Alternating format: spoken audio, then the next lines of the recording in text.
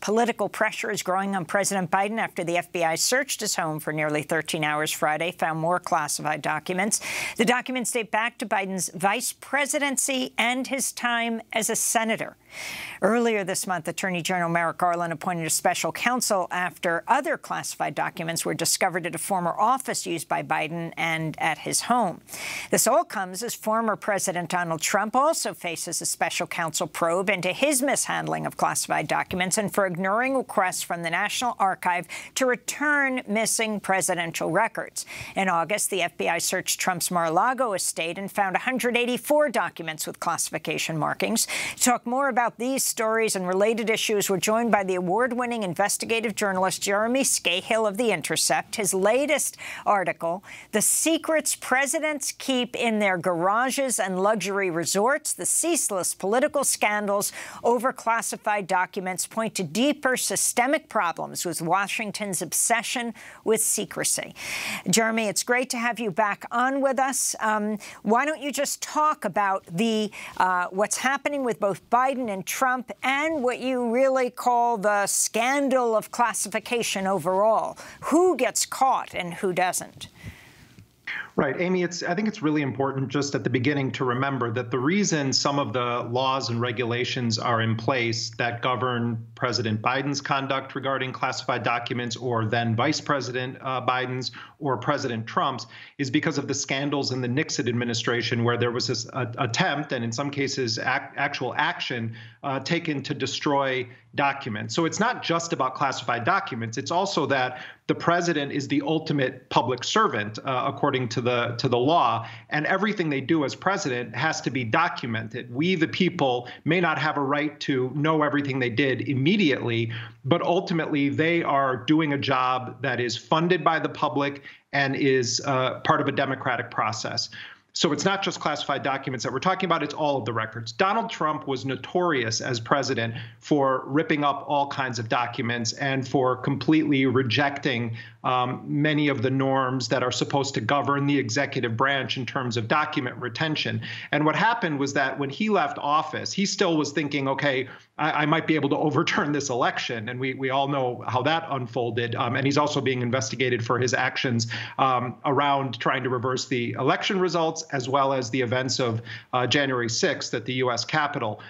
So Trump is notorious for trying to destroy documents. He had been warned repeatedly about this practice by people close to him who were lawyers, and he seemed not to care much about it. And according to Trump, there was a standing order at the White House when he was president that simply by thinking about declassifying documents, they became declassified. And the specificity of it was that anytime Trump would take documents to his personal residence at the White House, by default, they became unclassified. So fast forward to the waning days of his administration, right up actually to the helicopter taking off the lawn, hours before President Biden was sworn into office, you had boxes of documents that were shipped from Washington to Trump's resort home in Palm Beach, Florida at Mar-a-Lago. And the National Archives, which is an apolitical entity within the government that is in charge of securing all of these documents, making sure that the historical record is preserved, making sure that classification guidelines are followed along with the relevant security agencies,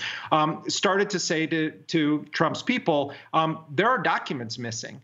And what Trump did from the very beginning was lie, block access, stymie the efforts of the National Archive to retain some of these documents.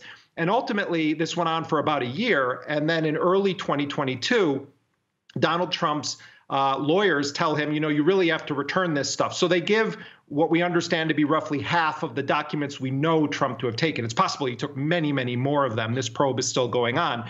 But what's relevant to this is that once it became clear that Donald Trump was holding documents and that some of them were secret, top secret, even above top secret, top secret SCI, where you had compartmentalized information, code word secret documents. Once Trump's people returned that initial batch to the National Archive, and investigators start looking at what exact documents Trump had taken, what we understand is that they felt that there was a very serious risk that Trump had taken very sensitive documents. So they then try to compelled Trump to hand more of these documents over. And the allegation is that Trump lied, or his team lied to investigators, lied to the government, refused to fully comply with a subpoena. And ultimately, Attorney General Merrick Garland signs off on an extraordinary search warrant that was executed last summer in August, where FBI agents conducted a raid at Mar-a-Lago and then seized hundreds of boxes, dozens of boxes more, containing 150 plus documents from Trump. And in the affidavit that the FBI filed in support of that search warrant, they said that they believed that they were going to find evidence of crimes, including some provisions under the Espionage Act that have to do with the handling of classified information. This is all extraordinarily relevant to what would then happen with President Biden, because as the Democrats have done since before Trump was elected president, they have portrayed Trump as a stooge for Vladimir Putin, as in the pay of Russia, as doing the bidding of foreign powers. And this document story fed into that narrative. And there was this feeding frenzy, particularly when we learned that Merrick Garland had authorized this search warrant to be conducted at Trump's property. And so they really went to town on this. In fact, Joe Biden appears on 60 Minutes just this past September and is asked about this. And he says, how could someone be so irresponsible? And that his first reaction when he saw the FBI photos of documents laid out on the floor at Mar-a-Lago was, what sources and methods have been compromised? Well, fast forward to November 2nd. Joe Biden's lawyers are shutting down an office that had been set up just blocks from the U.S. Capitol for Biden in the period between his vice presidency and his presidency at the University of Penn. It was called the Penn Biden Center. And the managing director of the Penn Biden Center was Tony Blinken, who, of course, now is a very, very senior official in the Biden administration. And one of the lawyers just comes across in a locked closet. And mind you, all of this is based on what the Biden people have said. So we have to take it with a grain of salt, because people in power mislead and they lie and all of these things. But taking them at their word, the narrative is that they discovered a manila envelope that was marked personal. And inside of this envelope was a document containing classification markings. So they continue to search and they find other documents that appear to be classified. The Biden people then at the White House are informed about this, and Biden doesn't widely share this information with people in his administration. Instead, they gather together an informal war council, and among the people in this war council to try to determine how to handle this. Mind you, they know immediately how incendiary this is. They have gone to town on Donald Trump over his mishandling of classified information, and the midterm elections are just days away. So the Biden people gather an informal war council with Bob Bauer, who is a very famous Democratic elite power lawyer, and Bauer's wife, Anita Dunn. Anita Dunn, who is a senior advisor to Biden, was an official in the Obama White House, also was called by Harvey Weinstein when the New York Times was about to break the story of his heinous crimes against women. And she was like a PR guru brought in by Harvey Weinstein. She's then in the room trying to figure out how the Biden people are going to respond to this. And so what they ultimately decide is, let's self-report this to the Justice Department and to the archives, and let's just try to do the opposite of what Trump has done. Let's just be completely transparent with them in the hopes that this will all go away. And what we now know is that the Biden plan was not to say a word about this to the public until there could be a clearing of them by the Justice Department. Well, then the nightmare starts to happen when more documents are discovered in late December, not in a locked closet in a think tank blocks from the Capitol, but literally on the floor of Joe Biden's garage next to his prized Corvette.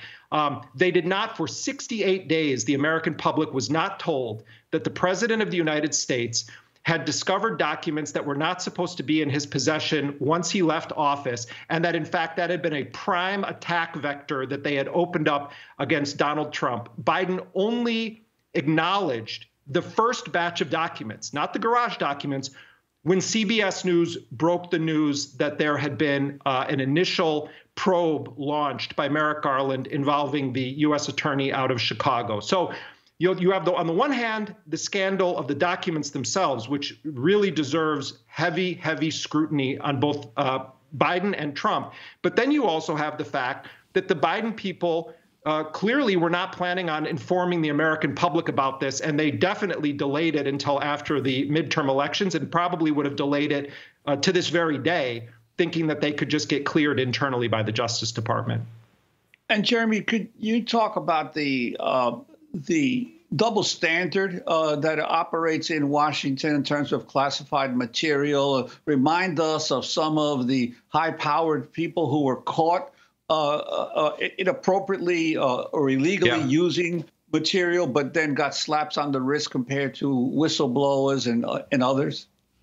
Yeah, great question, Juan. One of the most famous episodes was Bill Clinton's former national security advisor, Sandy Berger. In 2003, Berger made a number of trips to the National Archives and physically removed multiple copies of a document that had to do with the Clinton administration's preparations for terrorism attacks. And Berger had been called to testify in 2003 before the 9/11 Commission. And so his rationale for going into the National Archives was that he was preparing for testimony, but he actually stuffed documents, classified documents, inside of his clothing and then brought them out of the National Archives. He destroyed some of those documents. He left others of them near a construction site that he said he was going to go and pick them up later. And ultimately, Sandy Berger gets caught. I mean, mind you, this is destroying classified documents, and you know, there's serious questions about what Sandy Berger was actually doing there. That's probably for a different time. But what ended up happening is that Berger was just sentenced to probation. He lost his security clearance for a few years, and I believe as a result of it, he was also disbarred. So no actual criminal penalties to speak of.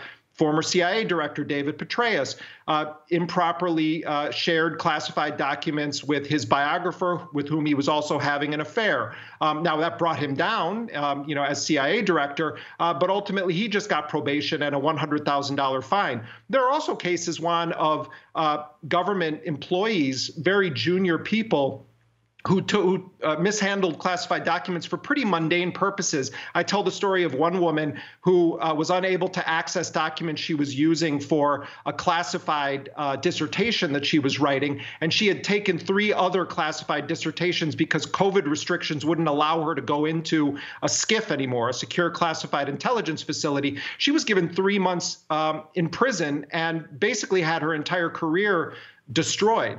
You know, Joe Biden has been in Washington longer than anyone at this point. He is the epitome of the kind of career politician who's made their entire life off of Washington. And Biden himself tanked the nomination of Ted Sorensen to be Jimmy Carter's CIA director because Sorensen, this is in the 70s, Biden as an early senator, because Sorensen had written in an affidavit in support of Daniel Ellsberg, the Pentagon Papers whistleblower. The affidavit wasn't even filed, but Sorensen, who was a friend of the Kennedy family, was going to be a total reformer at the CIA. Biden colludes with the Republicans.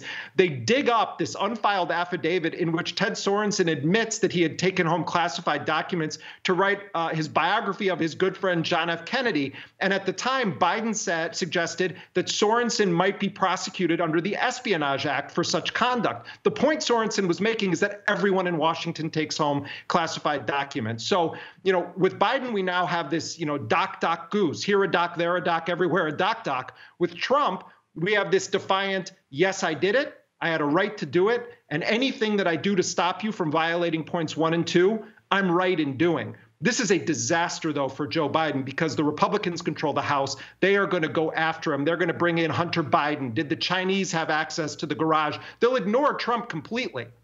Totally reckless behavior on Trump's part, but they are going to go to town on Joe Biden over this. And there are skeletons in Joe Biden's closet. We all know that. And so this is going to be a really incendiary period for this White House.